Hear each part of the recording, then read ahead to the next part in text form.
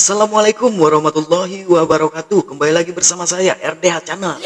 Terima kasih untuk teman-teman semua yang sudah mengklik video ini. Semoga teman-teman semua diberikan kesehatan, dimurahkan rezekinya. Amin amin ya robbal alamin. Kali ini seperti biasa saya akan menyuguhkan sebuah cerita dan sebuah misteri, cerita horor. Tragedi tersesatnya seseorang di Gunung Ciremai. Salam lestari. Kali ini saya ingin berbagi pengalaman dengan yang terjadi di tahun 2008, bulan Desember. Barangkali bisa menjadi pelajaran untuk kita semua untuk lebih memikirkan keselamatan. Hari itu, aku dan sepupuku Alvin, sebut saja yang bercerita itu diriku, berencana mendaki Gunung Ciremai untuk pertama kalinya. Setelah sebelumnya kami mendaki Gunung Salak dan Gunung Sumbing. Kebetulan kami mempunyai teman orang Kuningan, Irma namanya. Kami bertemu Irma di sebuah konser musik underground di daerah Bekasi. Setelah pergi ke warnet untuk mencari info mengenai Gunung Ciremai, maklum HP kami dulu HP jadul, masih mereknya merek jadul. Berangkatlah kami dari Jakarta menuju Kuningan, yang sebelum sudah mengontak Irma dan dia setuju untuk menemani kami mendaki. Singkat cerita, sampailah kami di terminal Kuningan sekitar jam 5 sore dan Irma sudah menunggu kami bersama temannya Hendra.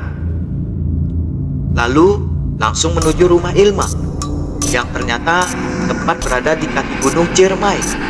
Akan tetapi lucunya, meskipun tinggal di kaki Gunung Ciremai, Irma dan Hendra sama sekali belum pernah mendaki Gunung Ciremai. Mungkin karena mereka bukan pendaki seperti kami. Setelah puas mengobrol panjang lebar, kami memutuskan untuk mulai pendakian tanpa pamit ke Ibu Irma, karena Ibu Irma pergi ke masjid. Dan katanya Irma sudah biasa pergi tanpa berpamitan. Kami menuju pos perizinan terdekat, tapi Hendra menyarankan kami tidak perlu ke pos perizinan dengan alasan dia orang kampung sini. Aku dan Alvin akhirnya menurut saja.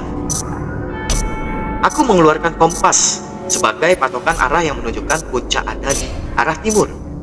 Perjalanan dimulai. Hendra memimpin perjalanan melalui ladang-ladang warga dan menembus hutan pinus yang dipenuhi semak belukar yang ditebas Hendra menggunakan parang yang dibawanya dari rumah Irma. Dan ternyata langsung tembus ke jalur utama via Palutungan, tepatnya sebelum pos ketiga. Pangguyungan, Badak, dan terus mendaki hingga pos keempat. Setelah menemukan lahan datar, kami memutuskan membuka tenda di sekitar pos 4. Setelah ngopi dan makan cemilan, kami memutuskan tidur. Tapi karena tenda yang kami bawa hanya cukup untuk 2 orang, akhirnya aku dan Hendra memutuskan tidur di depan tenda. Sial, malam itu mataku belum juga bisa terpejam. Kulihat jam di tanganku menunjukkan pukul 00.30. Aku memutuskan untuk duduk dan menyalakan sebatang rokok. Kulihat Hendra yang sudah masuk ke dalam mimpi ditandai dengan dengkuran yang tiba-tiba suara seperti orang berjalan dari semak-semak di depan. Tiba-tiba saja aku jadi merinding.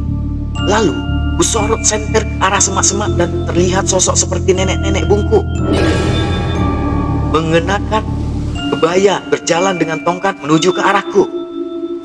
Langsung kubuang rokok di tanganku dan masuk ke dalam tenda, membangunkan Alvin dan untuk bertukar posisi, tapi tidak mengatakan kalau aku baru saja mengatakan melihat nenek-nenek tersebut. Pasti mereka ketakutan. Pagi pun tiba setelah sarapan kami melanjutkan perjalanan menuju puncak. Tapi tak satu pun pendaki yang kami temui di sepanjang perjalanan hingga puncak. Mungkin karena waktu itu hari kerja, akhirnya sekitar 6 jam perjalanan kami tiba di puncak dan tidak ada orang sama sekali. Sekitar setengah jam di puncak, barulah ada satu rombongan dari Bandung berjumlah 6 orang yang gabung bersama kami dan berkenalan. Di tengah obrolan, aku menanyakan keberadaan bunga Edelweiss di gunung ini. Dan setelah dijelaskan, kami pun bergegas pergi menuju ladang Edelweiss sekalian turun. sampailah kami di ladang Edelweiss. Irma dan Hendra ternyata baru pertama kali melihat bunga itu. Aku dan Hendra pun dengan sotoy menjelaskan tentang bunga Edelweiss dan segala mitosnya. Puas berada di ladang Edelweiss, kami kembali melanjutkan perjalanan untuk turun. Waktu itu sekitar pukul 15.00 jam 3 siang sore guys. Lalu tibalah kami di persimpangan Linggarjati dan Palutungan. Kami ambil jalur menuju Palutungan hingga hari mulai gelap. Kami belum juga menemukan jalur yang sama yang kami lewati waktu naik. Tapi kami masih belum berpikiran macam-macam karena kami pikir memang jalur utama via Palutungan masih jauh. Akhirnya sekitar jam 19.00 kami memutuskan membuka tenda lalu melanjutkan perjalanan keesokan harinya. Pagi pun tiba sekitar pukul 06.00. Kami mulai melanjutkan perjalanan turun hampir 3 jam. Kami berjalan tapi belum juga menemukan jalur kami lalui waktu naik. Anehnya, ada seekor kadal yang terus mengikuti kami entah sejak kapan. Aku mulai cemas saat itu dan yakin bahwa kami tersesat karena jalur yang kami lewati terputus. Hanya ada semak belukar setinggi 1 meteran di depan kami. Kami pun berhenti dan berunding apakah akan dilanjutkan terus turun atau kembali ke puncak. Akhirnya diputuskan kami semua kembali ke puncak. Kadal itu terus mengikuti kami.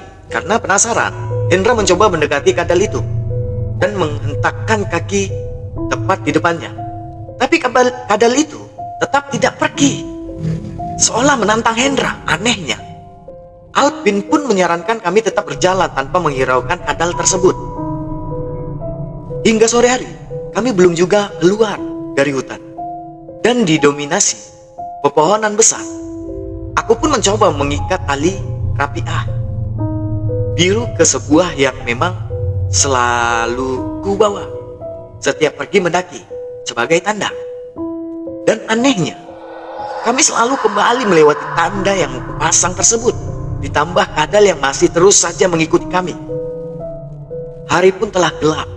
Kami kembali membuka tenda dan membuat santapan malam. Untuk persediaan, bekal kami masih lumayan, terutama biskuit. Air yang kami bawa pun masih lumayan banyak. 1 jerigen air 5 liter juga masih utuh. Puas mengisi perut kami, memutuskan untuk tidur. Suasana kali ini begitu hening, tidak ada suara binatang hutan sama sekali seperti biasanya. Aku pun mulai terlelap di luar tenda. Hingga tiba-tiba Hendra membangunkan aku karena dia melihat cahaya seperti cahaya senter.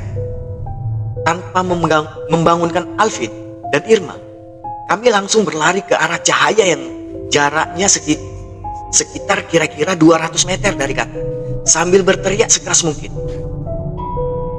Sepertinya mereka tidak mendengar teriakan kami dan terus saja berjalan. Tapi kami terus berlari ke arah sumber cahaya tersebut. Terbesit sedikit harapan dalam hati untuk keluar dari hutan ini. Bukannya pertolongan yang kami dapat, Hendra justru terperosok jatuh ke dalam lubang sedalam kurang lebih 5 meter. Lebih mengejutkan lagi, ternyata sekitar 10 meter dari lubang tersebut adalah jurang guys, yang entah berapa puluh meter dalamnya. Dengan kata lain, cahaya panjang mirip sorotan senter itu bukan berasal dari manusia, karena melayang melewati jurang. Jika saja Hendra tidak terperosok ke dalam lubang yang 5 meter tadi, mungkin kami berdua sudah masuk ke dalam jurang tersebut. Aku segera kembali menuju lubang di mana Hendra, lalu kusorot Hendra dengan senter di tanganku. Untungnya dia tidak mengalami cedera serius guys. Kusuruh dia menunggu sebentar, lalu aku kembali ke tenda untuk membangunkan Alvin dan mengambil tali webbing. Akhirnya Hendra bisa kami angkat naik. Tapi sayangnya, pinggul Hendra sedikit robek sekitar 5 cm. Aku dan Alvin segera mengerangkul Hendra menuju tenda dan segera mengeluarkan kotak P3K untuk mengobati luka di pinggul Hendra tadi. Belum kelar mengobati luka Hendra, tiba-tiba saja Irma terbangun dan teriak-teriak histeris dengan mata yang melotot. Tapi Tapi suaranya terdengar seperti suara nenek-nenek dengan bahasa-bahasa Kuningan yang menurut Hendra, dia bilang, "Mau apa kalian datang ke sini?" Kami bertiga meminta maaf dan meminta agar nenek itu keluar dari tubuh Irma. Tapi Irma tetap saja berteriak sambil sesekali tertawa cekikikan. Kami membaca doa yang kami hafal, tapi tidak menunjukkan perubahan apa-apa. Karena kesal, aku menyuruh Alvin dan Hendra untuk memegang Irma dengan erat. Dan aku menduduki kedua kaki Irma dan menggigit jempol kaki Irma. Teriakan Irma perlahan mulai melemah hingga akhirnya benar-benar sadar. Aku pun langsung memberinya minum. Lalu Irma bercerita bahwa ia bermimpi dibawa nenek-nenek ke suatu tempat di dalam goa. Kami semua mulai panik dan berpikir kami tidak akan bisa keluar dari hutan yang aneh itu. Sekarang pukul 02.00. Aku memutuskan untuk sholat tahajud, guys. Jujur sebelumnya, sholat wajib pun jarang aku kerjakan. Mereka bertiga pun ikut melaksanakan sholat tahajud dengan wudhu air yang ada di dalam jerigen yang kami bawa tadi. Kami berdoa agar bisa keluar dari hutan ini, dan jikapun kami harus mati, kami pasrah. Suasana menjadi haru saat tanpa sadar kami berempat meneteskan air mata sedih. Setelah sholat dan bersolawat, kami kembali memutuskan untuk tidur dan melanjutkan perjalanan saat hari sudah terang. Sekitar pukul 08.00 pagi, kami bertiga bangun kecuali Hendra yang masih terlelap. Saat Alvin menyentuh badan kepala Hendra, badannya terasa sangat panas. Mungkin karena luka di pinggulnya. Setelah sarapan, kami memulai kembali perjalanan ke atas dengan sangat lambat. Karena kondisi Hendra cukup mengkhawatirkan saat ini. 1 jam berjalan, kami tiba di tanah datar yang cukup luas dan istirahat. Alvin berjalan sendiri untuk mencari arah. Setelah setengah jam, ia kembali dan berkata bahwa ia melihat perkampungan di arah utara. Kami pun kembali melanjutkan perjalanan turun ke arah utara. Stok air kami hanya tersisa 2 botol ukuran 600 ml. Sebelum gelap, kami harus sudah sampai di perkampungan yang Alvin lihat itu. 4 jam sudah kami berjalan, tapi perkampungan yang Alvin lihat itu di atas belum juga kami temukan. Sialnya, tanda tali rapiah yang aku pasang jauh di bawah kembali kami lewati, padahal kami telah berjalan sangat jauh ke arah puncak dan berjalan berlawan dari arah yang kami pasang tenda. Aku pun berpikir akan mati di gunung ini. Tapi keluarga dan teman-teman di Jakarta membuatku tetap optimis kalau aku harus bisa keluar dari hutan ini. Hari pun kembali mulai gelap. Kami masih berada di hutan yang didominasikan pohon-pohon raksasa. Kami kembali membuka tenda dan mengisi perut lalu tidur. Kali ini aku dan Alvin yang tidur di luar tenda. Tapi sepertinya Alvin tidak bisa tidur, entah apa yang ia pikirkan. Ia hanya memejamkan mata sambil membaca doa seperti orang ketakutan, tapi tidak mau mengatakan apa yang sebenarnya terjadi. Aku pun terus mengamati Alvin sambil sesekali melihat sekitar. Lalu Alvin bangun dan menyuruh kami untuk melanjutkan perjalanan. Saat itu kira-kira pukul 21.00, aku menganjurkan Alvin untuk melanjutkan perjalanan. Saat terang, tapi Alvin tetap bersikukuh ingin melanjutkan perjalanan. Akhirnya kami semua menuruti kemauan Alvin, karena kami takut Alvin melihat sesuatu yang bisa membahayakan kami. Dengan perasaan yang bingung, kami mengikuti Alvin kembali ke arah atas hingga kembali bertemu dengan tanah datar yang kami temui tadi siang. Anehnya, siang tadi kami berjalanan sekitar 7 jam. Dari tanah datar hingga sampai ke tempat kami membuka tenda. Kali ini hanya butuh waktu sekitar 30 menit kami sampai tepat itu. Kami harus berjalan dari area tanah datar lalu kembali turun ke dalam hutan. Tapi kali ini Alvin mengambil arah timur menembus kegelapan. Entah apa saja yang telah kami lewati. Karena sumber cahaya hanya dari senter yang berada di tangan Alvin hingga sekitar 2 jam. Perjalanan kami telah keluar dari hutan dan terlihat jelas lampu-lampu dari rumah warga sekitar dari kejauhan hingga menemui ladang-ladang warga. Irma pun mengenali daerah tersebut yang tidak jauh dari desanya. Akhirnya Irma mengambil alih di posisi depan dan menggantikan Alvin. Akhirnya kami sampai di rumah Irma sekitar pukul 01.30, jam 1:30 malam. Kami langsung melakukan sujud syukur di depan rumah Irma dan aku bertanya kepada Alvin, dari mana ia langsung tahu jalan pulang.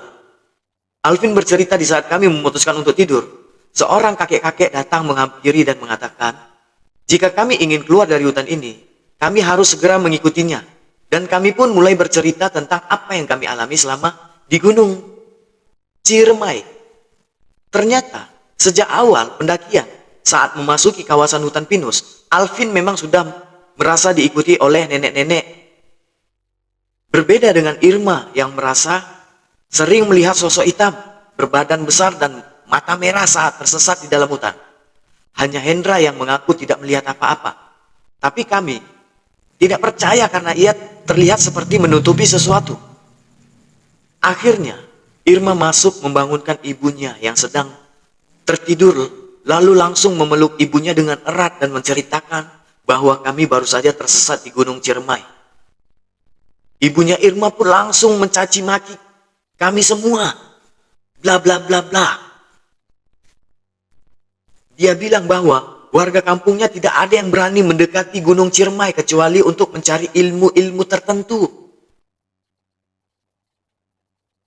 Kami pun bersyukur karena kami masih bisa kembali dengan selamat dan tidak akan ceroboh lagi mendaki gunung secara ilegal.